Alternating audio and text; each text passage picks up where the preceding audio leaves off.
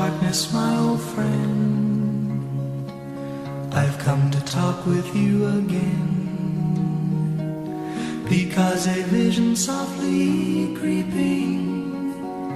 left its seeds while I was sleeping, and the vision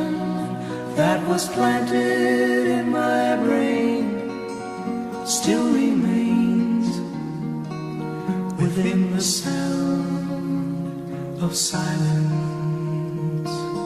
In restless dreams I walked alone, narrow streets of cobblestone, neath the halo of a street lamp I turned my car